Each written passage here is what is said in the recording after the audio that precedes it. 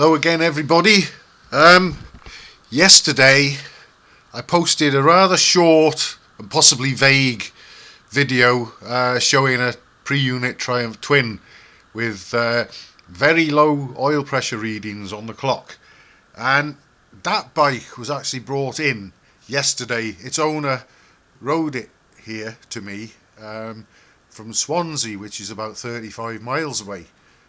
He admitted himself that he doesn't know much about old classic bikes, and he basically had not long bought this bike, and he wanted me to cast an eye over it and check a few things. So obviously I did. But one of the first things I noticed was, obviously with it being a pre-unit type engine, it had the telltale plunger for the oil pressure, or oil pressure indicator if you like.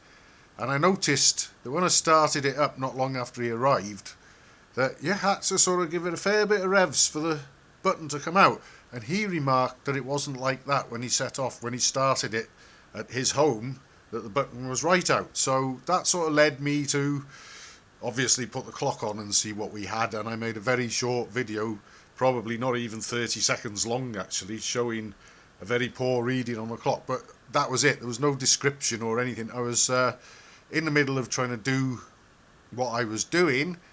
The owner was standing there. It was a while wait job, and so I didn't really know that I hadn't made that video to share on YouTube. I made it for my own sort of reference, and then I thought I would share it, but obviously there's not much explanation, or any explanation really, other than there's quite a shiny Triumph in the video with low oil pressure. So I just thought I would sort of fill in a few of the blanks as to what went on yesterday. And basically, obviously I took the timing cover off. I wanted to check a few things. I thought there might have been an oil seal in the timing cover where it fits over the end of the crank, but there wasn't. There was a bush, but the bush was a good fit. It wasn't all sloppy on the end of the crank or anything. I also took the oil pump off just to check that the gasket was okay and hadn't blown a chunk out of it somewhere, like can sometimes happen. The gasket was fine, and also operating the plungers of the pump and pushing them all the way home, there was a nice sort of squelch or fart sound. So I knew that the ball valves, spring-loaded ball valves in the pump, weren't sort of sticking open or held open by dirt or anything, and there was a very strong vacuum when you try to pull the plungers out. So I knew all that was good. I even drained the oil and checked the gauze strainer in the tank. That was clean, but there was dirt in the bottom of the oil tank. What a surprise. Isn't there nearly always? You get these lovely repainted, restored, immaculate bikes, beautiful gleaming paintwork and chrome and everything, and you empty the oil tank to change the oil. If you go to the extra trouble of perhaps putting a fair sized rag and poking around with a long screwdriver or something and dredging the bottom of it, there was quite a lot of crap came out of there. But I got that sorted out, and I changed the oil, and obviously refitted the timing cover, and started the engine up, and the pressure had increased to around 40 psi at tick over. So that was a major step forward. Changing the oil brought an increase in oil pressure. I don't know what grade the old oil was that came out of it, but I put 2050 mineral oil into it. That's what I usually use here. So we had the engine running again, and we were pleased that the oil pressure had increased. I must say, I also took the oil pressure relief valve out of the timing cover before I started the engine again, and had a good look, make sure that nothing was jammed or stuck or whatever. And it was a very new looking oil pressure relief valve with the telltale plunger in it, made of stainless steel. So I knew it wasn't an original factory item, because they're just made of steel, and they might be, I don't know, nickel or zinc plated, whatever they are, but they certainly weren't stainless. This one looked pretty much brand new, and it was stainless. And what I noticed, although there was no dirt in it or anything jamming it, and the springs were all okay, nothing broken, what I noticed when I put it all back together and after changing the oil, I could have the engine ticking over and showing about 40 psi, But for some reason, I don't know what made me do it, I put my thumb against the telltale plunger that comes out to show there's oil pressure, and I pushed it back in. And when I did that, the oil pressure climbed gradually and fairly sort of rapidly up to 80 psi and even over.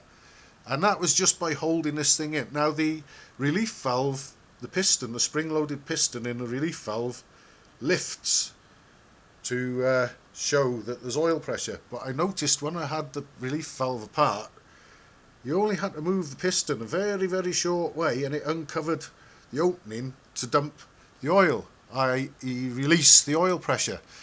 And I think, I've got a theory, I don't know this and I don't know who made the pressure relief valve, but I've got a feeling that that port that opens to dump the excess pressure was drilled too far down, too close to the crankshaft, and should have been perhaps a little bit further towards the outer face of the timing cover or the dome in the pressure relief valve. That way the plunger could have lifted quite a fair way before the port opened, but as it was, the plunger was only just moving and the port was becoming uncovered. So possibly a faulty oil pressure relief valve there, or one that certainly wasn't set up right. But I'd have been interested if I'd had an original on hand to put an original in and see what happened. But whatever, the engine with that button held in managed to generate pretty close to 100 psi ticking over after an oil change. So that sort of gave me the confidence to tell the owner that I didn't think he had to worry about his crankshaft.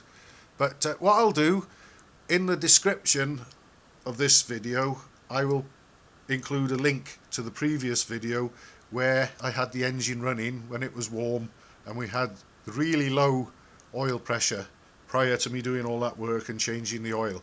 But it turned out my money was on, unfortunately. I said to the guy, perhaps your crank or big end bearings are not very good, but the engine sounded great, and as soon as I put my thumb over the button and held it in, the pressure shot up. So I was quite confident I could tell him his engine was okay, and the real culprit was the oil pressure relief valve itself and the telltale, and that maybe another one or an original one might be a good idea to fit. So that's just to fill in a few of the blanks from yesterday, and I hope it sort of, because that video I made of the engine running and the low readings, that's all you had. There was no explanation, and I just thought that I'd like to do that. In the old days, I could have edited this video that I'm making here to the one with the engine running, but I can't do that anymore. Microsoft took that away for some reason, so I have to make them individually. So look out for the link, and hopefully that might sort of satisfy some people's curiosity as to what was going on there and what the outcome was. So thanks for watching.